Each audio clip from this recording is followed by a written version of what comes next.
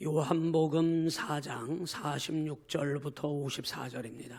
찾으셨으면 아멘. 합독합니다. 시작. 예수께서 다시 갈릴리 가나에 이르시니 전에 물로 포도주를 만드신 곳이라. 왕의 신하가 있어 그의 아들이 가버나움에서 병들었더니 그가 예수께서 유대로부터 갈릴리로 오셨다는 것을 듣고 가서 청하되 내려오셔서 내 아들의 병을 고쳐주소서 하니 그가 거의 죽게 되었음이라. 예수께서 이르시되 너희는 표적과 기사를 보지 못하면 도무지 믿지 아니하리라. 신하가 이르되 주여 내 아이가 죽기 전에 내려오소서. 예수께서 이르시되 가라 내 아들이 살아있다 하시니 그 사람이 예수께서 하신 말씀을 믿고 가더니 내려가는 길에서 그 종들이 오다가 만나서 아이가 살아있다 하거늘 그 낫기 시작한 때를 물은즉 어제 7시에 열기가 떨어졌나이다 하는지라. 그의 아버지가 예수께서 내 아들이 살아있다 말씀하신 그때인 줄 알고 자기와 그 온 집안이 다 믿으니라. 이것은 예수께서 유대에서 갈릴리로 오신 후에 행하신 두 번째 표적이니라. 아멘. 할렐루야. 따라서 합니다. 순종하며 살았는가. 오늘은 2025년도 마지막 주일입니다. 우리가 한 해 동안 예배로 1월 1일 첫 시간을 예배로 시작하셨고 오늘 마지막도 한 해의 마지막을 예배로 마칠 수 있어서 이것 또한 참 하나님 은혜요 복입니다. 이 말을 제가 여러분께 드리는 이유는 우리의 시작도 하나님께 올려드렸고 마지막도 하나님께 올려드리고 있으니 하나님께서 우리의 삶을 왜 하나님이 내버려 두실 이유가 어디 있겠습니까? 올 한 해 어떻게 살아오셨습니까? 여러분이 생각한 대로 뜻대로 잘 되셨습니까? 잘 된 적도 있지만 힘들고 어려워서 마음이 괴롭고 힘든 순간들도 분명히 있으셨을 것입니다. 저는 온전히 우리 성도들과 제가 온양시온교회 부임한 이후로 2025년도 한 해를 여러분과 함께 여기까지 달려왔습니다. 제가 오늘 마지막 송년주일 마지막 주일 예배 설교를 하면서 사실은 요한복음 5장으로 들어갈까 했는데 오늘 4장 46절부터 읽은 이 에피소드, 예수님께서 갈릴리 본인의 고향이신 나사렛으로 들어가는 이 과정 가운데 있었던 작은 에피소드입니다. 그런데 이 말씀을 보면서 제가 설교를 준비하면서 그런 생각을 했어요. 하나님, 저 한 해 동안 잘했죠? 하나님, 저 한 해 동안 잘했어요? 하나님 앞에 제 자신을 돌아보면서 물었어요. 그런데 하나님께서 제게 주신 올 한 해의 삶은 참 은혜였지만 솔직한 심정은 하나님, 참 힘들었슈. 한 해 동안 참 힘들었슈. 늘 긴장의 연속이었고 한순간도 마음을 편안하게 내려놓지 못하고 한 해 동안 여기까지 달려왔다는 것을 제가 생각해 보게 됩니다. 하나님, 참 힘들었슈. 한 해 동안. 여러분은 얼마나 힘드셨습니까? 웬간한 게 왔어야 되는데 저 같은 게 와가지고 저하고 맞추느라 얼마나 힘드셨어요? 서로 맞춰가느라 얼마나 여러분 조심조심 하면서 많이 힘드셨습니까? 여러분도 많이 힘드셨을 것입니다. 하나님, 꽤나 힘들었을 겁니다. 성도들도. 웬간한 게 왔어야 되는데 저런 게 와가지고 제 마음 가운데 제가 혼자 오늘 말씀을 준비하면서 그런 마음이 제 속에 들어오더라고요. 하나님께서 오늘 본문의 말씀을 통해서 네 멋대로 하고 싶은데 안 되니까 힘들었겠지. 네 멋대로, 네 뜻대로 안 되니까 승질 났겠지. 네 생각대로 안 되니까 짜증 났겠지. 내가 너와 함께하고 내가 말하는 대로 순종 좀 해보지. 하나님이 제게 그런 말씀을 주시는 것 같았어요. 그래서 저는 오늘 순종하며 살았나? 한 해 동안 내가 정말 내 고집 부리고 내 감정대로 행하고 내가 하고 싶은 거 성도들에게 강요하고 성도들을 힘들게 하지는 않았나? 우리 집사람을 힘들게 하지는 않았나? 우리 자식들을 힘들게 하지는 않았나? 내가 한 해 동안 정말 주님 뜻대로 순종하며 살았나 하는 생각을 해보게 됐어요. 그래서 5장으로 넘어가려다가 오늘 이 46절 54절까지의 말씀, 귀한 주님의 뜻이 계셔서 함께 이 말씀으로 잠깐 은혜 나누려고 합니다. 옆 사람 보면서 주님 기쁘시게 했죠? 시작. 아멘입니다. 우리 주님 기쁘시게 하며 여기까지 달려오신 줄로 믿습니다. 우리 주님 그 기쁨에 여러분의 믿음의 삶을 우리 주님 받으신 줄로 믿습니다. 어떻게 살았나 한 해를 돌아볼 때 우리 교회 재정이 얼마나 늘었나, 여러분의 통장 잔고가 얼마나 늘었나, 여러분의 자녀들이 얼마나 출세했나, 그거 결산하자는 거 아닙니다. 우리가 하나님 앞에서 한 해를 마무리하면서 결산하자고 할 때는 내가 어떻게 하나님 앞에 주님 뜻대로 잘 살았나 잘못 살았나 돌아보자는 겁니다. 거기에는 잘 살았냐고 묻는 핵심 속에는 내가 정말 믿음으로 살았는가, 믿음의 핵심이 뭘까요? 믿음의 핵심은 이걸 겁니다. 주님이 시키시는 대로 말 잘 들었노? 이것일 것입니다. 옆 사람에게 주님 말 잘 들었노? 시작. 해보세요. 일부 예배는 얼마나 잘하시는데 2부 예배 분들은 잘 안 하셔. 그냥 웃기만 해 하면 웃으면서 다 때우는 줄 아시나 봐. 주님 말씀을 잘 들었나 안 들었나, 여러분 그거 묻고 있는 겁니다. 오늘 주님께서 오늘 우리가 건너뛸 뻔한, 제가 어리석어서 건너뛸 뻔한 48절의 말씀, 주님이 핵심적인 한 해를 살아온 우리에게 이렇게 물으셔요. 48절 시작. 예수께서 이르시되 너희는 표적과 기사를 보지 못하면 도무지 믿지 아니하리라. 여러분 한 해 동안 여러분의 소원 성취 잘 되셨습니까? 내가 생각하는 소원이 이루어지지 않으면 우리 하나님 원망하기가 십상이고, 하나님 앞에서 기도하다가도 믿어도 별거 없네, 기도해도 별 소용 없네, 그러면서 하나님을 모욕하지는 않았는지 주님께서 이렇게 말씀하셔요. 표적과 기사가 나타나지 않으면 도무지 믿지 아니하려고 하는구나. 그래서 여러분 우리의 믿음 가운데 여러분의 삶에 날마다 기적 같은 일이 일어나고 있는데도 여러분 죽은 자가 벌떡 살아나야 기적이라고 생각한다든지, 불치병이 고침을 받아야 기적이라고 생각한다든지, 단순한 사고 속에서 뭔가 기적과 같은 이벤트가 일어나지 않으면 하나님의 은혜를 못 받았다고 생각을 한다는 겁니다. 여러분 날마다 여러분 기적 같은 삶을 살고 있는 겁니다. 주님이 나와 함께 하시는 자체가 기적인 것이고요, 여러분이 하나님 자녀 돼서 이렇게 앉아서 예배드리는 이 자체가 하나님의 기적 같은 일입니다. 그렇다면 믿음의 핵심은 뭔가? 오늘 내가 정말 예수님을 믿기는 했는가 하는 거예요. 정말 예수님을 믿기는 했는가. 저도 헬스장을 좀 끊어야 되나, 내년에는 운동을 어떻게 해야 되나 고민을 하고 있어요. 헬스장은 살 찌기 위해서 가는 거예요? 살 빼기 위해서 가는 거예요? 제가 뺄 데가 있어 보입니까? 뱃살 하나도 없거든요. 네, 뺄 데가 없습니다. 근데 헬스장을 가야 되나? 어떤 헬스장 관장님이 그렇게 트레이너를 시키는데도 말을 안 들고 계속 살이 찌니까 화가 나가지고 헬스장에다가 글귀를 하나 붙여놨다잖아요. 물만 먹어도 살찝니다 라고 말하는 분들이요, 가슴에 손을 얹고 생각해 보십시오. 무엇을 그렇게 물과 같이 먹었는지 이렇게 썼대요. 예? 여러분 오늘 저는 그 글귀를 생각하면서 이렇게 묻고 싶어요. 정말 한 해 동안 예수님을 믿기는 믿었는지 가슴에 손을 얹고 한번 생각해 보십시오. 많은 사람들이 예수님을 믿고 은혜가 무엇인지, 받은 복이 무엇인지 모르겠다는 거예요. 도무지 모르겠다는 거예요. 그래서 자기의 소원에만 급급하고 자기의 욕심에만 가득 차서 그게 이루어지지 않으면 내가 예수를 믿어도 은혜를 뭘 받았나, 하나님이 뭘 하셨나, 여러분 모르겠다고 이야기를 하는 거예요.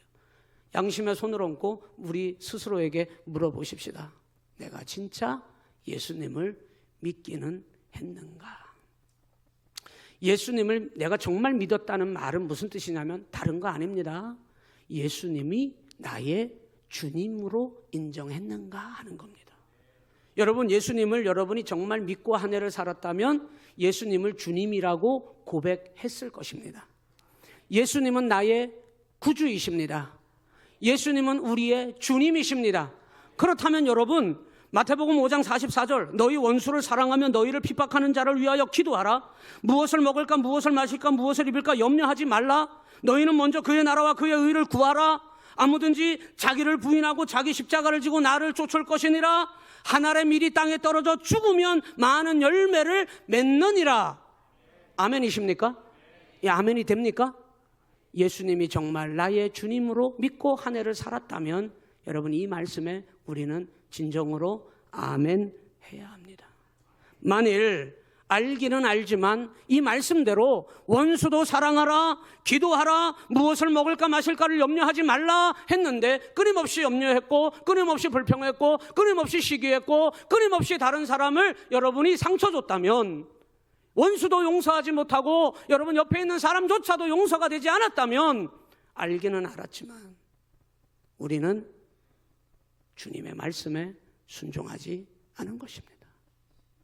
믿음의 핵심은 뭘까요? 너희는 표적과 기사를 보지 못하면 도무지 나를 따르지 아니한다 그랬어요. 주님께서 지난 시간에 사마리아의 땅에 들어가셨다 그랬죠. 사마리아 여인이 구원받았습니다. 그리고 그 사마리아 여인이 예수님의 말씀을 듣고 인생이 변화되고 구원받은 여인이 되므로 물동이를 내집어 던지고 사마리아 마을로 달려가 내가 누구를 만났다? 그리스도를 만났습니다. 내가 예수 만났습니다. 내가 구원의 주님 만났습니다. 그래서 여러분, 우리가 읽지는 않았습니다만은 이 42절로 가서 보면 한번 봐요. 이거 봐야 돼요. 42절에 4장 42절에 시작. 그 여자에게 말하되 이제 우리가 믿는 것은 내 말로 인함이 아니니 이는 우리가 친히 듣고 그가 참으로 세상의 구주가 되시는 줄 알게 됐다고. 여러분, 이들이 고백하기까지 놀라운 주의 역사가 일어난 줄로 믿습니다. 세상의 구주이신 예수님을 만나게 됐다는 거예요. 여러분, 예수님께서 이 사마리아 땅에 들어가서 죽은 자를 살려냈다든지 병든 자를 고쳤다든지 여러분 기적을 행하지 않았습니다. 그죠? 예수님은 사마리아 땅에 들어가서 기적도 행하지 않았는데 사마리아 여인, 이 여인이 어떤 여인이에요? 아무도 인간 취급 안 해줬어요. 이 여인조차도 나는 사람들에게 인정받지 못하고 그리고 세상과 사람들에 대하여 담을 쌓고 사람을 만나지 않기 위해서 살았던 사람입니다. 세상과 차단하고 사람과 차단하고 모든 것을 차단했던 여인이에요. 그런데 이 여인이 예수님의 말씀만 듣고 생각이 바뀌고 눈이 뜨여지고 삶이 변화되더니 기적도 표적도 보지 않았는데 주님의 말씀 하나 듣고 그가 세상의 구주가 오셨음을 믿음으로 말미암아 물동이를 버려두고 사마리아 마을로 뛰어내려가 내가 그리스도를 만났다고, 기적의 주인공이 되었다고 그는 선포하자 사마리아 마을 사람 전부가 그 여인이 변화된 것을 보고 그들도 구원받았다고 오늘 성경은 우리에게 증거하고 있는 거예요. 기적이 없었어요. 주의 말씀을 들었을 뿐입니다. 그런데 그 말씀을 마음에 받아들이고 마을을 향하여 뛰어감으로 말씀 듣고 달려간 순종한 이 여인을 통하여 사마리아 마을 전체가 구원받았다는 거예요. 여러분, 주님께서 대단히 기뻐하셨어요. 얼마나 주님의 마음이 흡족하신지 내가 밥을 먹지 않아도 배가 부르다 이렇게 말씀하셨거든요. 그런데 오늘 본문의 말씀은 우리가 잘 봐야 해요. 예수님이 어디로 들어가시는지 압니까? 사마리아를 떠나 43절에 가서 보면 자기의 고향으로 들어가시는 거예요. 43절에 봐요. 이틀이 지남에 예수께서 거기를 떠나 어디로 가십니까?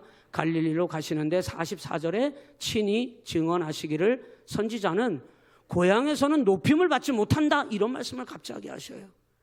예수님은 사마리아 이방 땅, 아무도 거들떠보지 않았던, 그래서 유대인들이라면 우리가 정통 유대인이야 하는 사람들은 그 더럽고 추악한 사마리아 사람들도 상종하지 않지만 사마리아 땅에 발을 들이는 것조차 안 했다 그랬어요. 예수님께서 그런 사마리아 땅에 들어가셔서 이 여인을 구원하고 그리고 그 마을 전체가 전도됐는데 얼마나 기뻐하셨는데. 그런데 여러분 생각해봐요. 저도 고향이 있잖아요. 여러분도 고향이 있으실 겁니다. 고향을 여러분 날마다 매주마다 다녀오시는 분들도 계시겠습니다만은 몇십 년이 지나도 고향 못 가시는 분들도 계실 거예요. 그러면서 그분들은 마음속에 고향을 그리워하는 거예요. 그러다가 어떻게 해서 정말 고향에 갈 기회가 돼서 고향을 갔는데 아이고 어르신 아직 살아계셨습니까? 아이고 이렇게 반가울 수가. 얼싸안고 그 고향 사람을 만난 기쁨을 막 나누는 겁니다. 왜 그래요? 고향이기 때문에 그런 거예요. 고향은 왠지 모를 어머니 품이에요. 고향은 왠지 모를 나에게 따뜻함이에요. 고향은 왠지 모를 나에게 힘이 되는 거예요. 그런데 예수님께서는 자기가 이 사마리아 땅을 떠나 갈릴리로 들어가시는데, 자기 고향 땅으로 들어가시는데 마음이 대단히 불편하신 거예요. 사마리아 여인을 통해서는 너무나 기쁘셨거든요. 기적과 표적을 보여주지 않았는데도 구주 예수님의 말씀 하나 듣고 변화되는 순종하는 믿음 가진 이 여인이 자기도 구원받고 자기도 변화되더니 사마리아 마을 전체가 구원받는 역사가 일어났기 때문에, 그게 정말 순종하는 믿음임을 주님은 아시기 때문에, 주님이 원하시는 믿음은 주의 말씀 듣고 순종하는 믿음을 기다리셨기 때문에 사마리아 땅에서 일어난 이 일을 우리 주님은 너무나 기뻐하신 거예요. 그런데 자기의 고향으로 들어가는데 마음이 너무 편치 않는 거예요. 오늘 여러분, 저와 여러분이 한 해 동안 잘 살아오셨는데 주님이 불편해 하시지는 않았나요? 주님이 여러분 때문에 가슴 졸이면서 괴로워하시지는 않던가요? 누가 하나님의 마음을 기쁘시게 해야 된다면 누가 기쁘시게 해야 할까요? 저 왼수 같은 안 믿는 저 왼수가 하나님을 기쁘시게 할 수 있을까요? 자기도 하나님을 기쁘시게 못하면서 하나님의 마음을 기쁨으로 하나님께 영광을 돌릴 수 있는 그 일을 해야 한다면, 주님이 피 흘려 값주고 세워주신 교회가 이 땅에 있는데, 먼저 구원받은 우리가 있는데, 하나님의 자녀된 저와 여러분이 있는데, 우리가 하나님의 마음을 불편하게 한다면 누가 하나님 마음을 기쁘시게 할 수 있을까? 이 갈릴리라고 하는 마을은 예수님이 태어나신 고향인데 대단히 들어가기가 불편해. 왜 그랬을까요? 예수님께서 이 땅에 처음 오셨을 때 예루살렘 성전에 들어가셨는데, 그 성전이 완전히 난장판이 되었다 그랬잖아요. 우리 앞부분에서 이미 다 봤잖아요. 비둘기 파는 자, 장사하는 자, 짐승을 끌어와서 똥 싸는 자, 온갖 하나님의 성전을 모욕하고 더럽혀진 이 성전을 주님께서 이 집은 내 하나님의 만민이 기도하는 집이요 아버지가 예배하는 집이라고 주님께서 채찍을 만들어 그들을 때려버리시고 뒤엎으시면서 내어 쫓으시고 주님의 성전을 정결케 하셨잖아요. 그때까지 어떤 제사장도 나서지 않았어요. 주님의 성전이 그렇게 더럽혀지는데도 어떤 믿음의 직분자도 나서서 주님의 성전을 더럽히면 안 됩니다 라고 말하지 않았어요. 어느 누구도, 교회도, 어떤 주님의 핏값으로 세움받은 어떤 사람도 성전이 더럽혀지는 것에 대하여 분노하지 않았어요. 그런데 주님이 오셔서 주님의 성전을 더럽히는 자들을 향하여 내어 쫓고 들러 엎으시면서 성전을 정결케 하신 사건을, 아무도 하지 못했던 그 일을 이 주님이 오셔서 행하는 것을 갈릴리 사람들이 본 겁니다. 그리고 그 예수님을 청합니다. 선생님, 제발 우리 집에 좀 한번 와주소. 고향인데 한번 오셔야죠. 그렇게 청하였는데 주님이 안 가셨어요. 왜? 그들은 기적만을 바라보고 주님을 청한다는 것을 주님이 아셨기 때문에 안 가셨어요. 그리고 주님이 그 호의를 거절하자 여러분, 그 갈릴리 사람들이 나서서 나중에 십자가에 못 박으라, 십자가에 못 박으라, 주님을 십자가에 못 박는데 앞장서는 사람들로 돌변합니다. 주님은 아시는 거예요. 그래서 주님께서는 뭐라고 말씀하시냐면, 고향에서는 선지자가 높임을 받지 못한다. 왜? 그때부터 이들이 예수님을 배척하기 시작한 겁니다. 그런 불편한 가운데 주님께서 갈릴리 땅에 들어가셨는데 46절에 그때 때마침 왕의 신하가 있어, 이렇게 나와요. 46절에 여러분, 이 갈릴리 가나에 이르시니 왕의 신하가 있어 그의 아들이 가버나움에서 병들었는데 죽어가고 있습니다. 다급한 일이 벌어진 거예요. 이 왕의 신하는 이때 당시에 이 정도 되면 여러분 사회적 지위가 있는 사람입니다.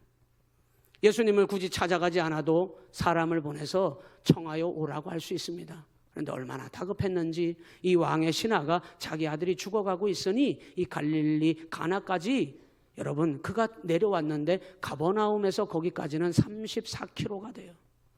34km가 떨어진 이 거리를 예수님께서 자기 아들을 살려주실 것이라고 하는 그 기적을 기대하면서 예수님을 찾아와서 2번이나 청합니다.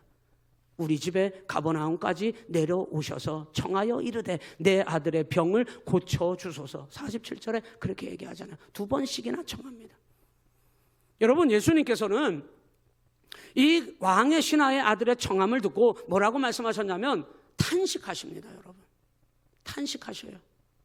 여러분, 오늘 주님께서 우리 정확하게 올 한 해 동안 오늘 마지막 주일을 보내면서 정말 주님께서 기뻐 어쩔 줄 모르는 온양시온교회였는지, 탄식하고 한숨 짓는 온양시온교회였는지 냉철하게 돌아봐야 합니다. 같은 일을 반복해서는 안 됩니다. 같은 실수를 계속해서는 안 됩니다. 하나님이 원하시는 일이 아닌 것을 알면서도 여러분 그 길을 계속 가려고 해서는 안 됩니다. 여러분, 그것이 결산인 거예요. 탄식하며 이 왕의 신하가 자기 아들의 병을 고쳐주소서 하는 이 신하의, 이 사람의 믿음을 주님은 간파하시는 거예요. 뭐를 기대하고 왔는지를 아시는 거예요. 여러분, 소원 성취로 가득하면 안 돼요. 주님은 여러분 알라딘 마법사의 그 알라딘의 램프와 같이 비비고 비벼대면은 뚝딱 나타나는 여러분 그런 분이 아닙니다. 오늘 주님께서는 이 왕의 신하에게 탄식하면서 48절에 너희는 표적과 기사를 보지 못하면 도무지 뭐하지 아니하니라? 믿지 아니한다고 말하고 있어요. 오늘 여러분, 우리가 주님을 향한 믿음, 어떤 믿음을 가지고 있는지 여러분 기억하시기를 주님의 이름으로 간절히 축원합니다. 예레미야 선지자가 이 북이스라엘은 이미 멸망당하여서 나라가 지구상에서 사라졌어. 북이스라엘은 이제 남유다 남았어요. 남유다 남았는데 이 남유다를 하나님께서 바벨론이라고 하는 강대국을 끌어다가 멸망시키잖아요. 그리고 포로로 다 끌고 가잖아요. 멸망당한 이유를 여러분 착각하면 안 돼요. 국력이 쇠퇴해서? 아닙니다. 경제력이 없어져서 멸망당했나? 아닙니다. 군사력이 여러분 바벨론보다 작아서 약해서 남유다가 멸망당했다? 아닙니다. 여러분, 예레미야 5장 1절에 보니까 주님께서 예레미야 선지자에게, 눈물로 기도하는 예레미야 선지자에게 우리 주님께서, 하나님께서 뭐라고 말씀하시냐면 네가 지금 당장 예루살렘 거리로 뛰어나가 동서남북을 다 돌아다니면서 진리를 찾고 진리를 구하고 진리 안에서 사는 사람 한 사람만 있어도 찾아와라. 그러면 내가 이 남유다를 멸망시키지 않겠다고 말씀하셔요. 예레미야가 그 말씀을 듣고 예루살렘 성전 거리로 달려나가 동서남북 사방을 뛰어다니며 진리를 구하고 진리를 찾고 진리의 말씀을 귀히 여기는 자를 찾아 돌아다녔는데 한 사람도 못 찾았다는 거예요. 남유다가 멸망당한 이유는 군사력의 문제가 아니었어요. 경제력의 문제가 아니었어요. 하나님의 진리를 찾고 구하고 순종, 하나님의 말씀을 듣고 하나님 말씀대로 순종하는 사람 한 사람도 없었기 때문에 하나님께서는 그 나라를 유지할 이유가 없었던 겁니다. 문을 닫아버리시는 거예요. 오늘 우리 교회가 여전히 주님 앞에 쓰임받음을 기뻐하십시다. 오늘 송년주일은 축제의 시간이 되어야 해요. 목사님, 저 승리했어요. 아멘 좀 하소. 권사님, 저 승리했어요. 장로님, 저 승리했어요. 축제의 시간이 되어야 돼요. 한 해 동안 주님을 기쁘시게 한 게 없어가지고 만일 우리가 주님이 여기 계신다고 생각해봐요. 주님이 오늘 당회하는데 보고서들은 다 쓰셨나 모르겠네요. 그 종이 쪼가리 한 장이 뭐 중요해요? 그런데 주님이 서서 여러분 우리에게 한 해의 결산에 서 계셔서 당회를 주관한다고 생각해 보세요. 주님, 저 승리했어요. 축제가 되어야지. 드린 것이 없어서 진리를 찾고 말씀에 순종하는 사람이 한 사람도 없어서 이 남유다를 문을 닫아버려야 되겠구나. 내가 너희를 지은 것이 이렇게 후회스럽고 한탄스러울 리가 없는데 닫아버려야 되겠구나. 그래서 남유다를 닫아버린 거예요. 진리를 찾는 자, 말씀에 순종하는 자입니다. 우리 주님이 원하셨던, 한 해 동안 우리 교회를 향하여 원하셨던 믿음은 다른 게 아니에요. 순종하며 사는 믿음입니다. 주님의 말씀이 내 생명의 말씀임을 믿고 순종하며 사는 믿음입니다. 여러분, 우리는 다니엘의 믿음 얼마나 부러워해요. 다윗의 믿음 얼마나 부러워해요. 여러분, 다니엘이 바벨론의 포로로 사로잡혀 갔는데 왕의 명령이, 도장이 딱 조서에 찍혔는데 명령이 뭐라고 떨어졌느냐. 왕을 섬기는 것 외에 너희가 섬기는 신을 섬겼다가는 다 사자굴에 집어던져 밥이 되게 한다는 거예요. 그런데 다니엘은 어떤 사람입니까? 사자굴에서 살아나온 사람이 다니엘이에요. 대단한 믿음 아니에요? 그런데 여러분, 우리는 기적과 같은 사람이네. 사자의 떡 벌린 아가리 속에서도 털끝 하나 상하지 않고 살아나온 사람이네. 우리는 그것만 생각하죠.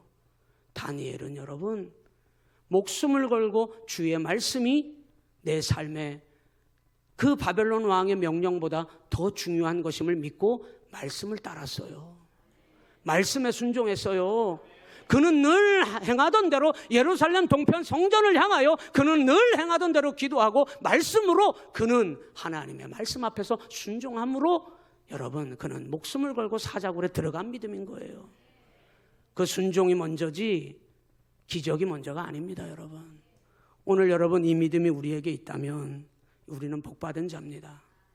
진짜 저주가 뭔지 압니까?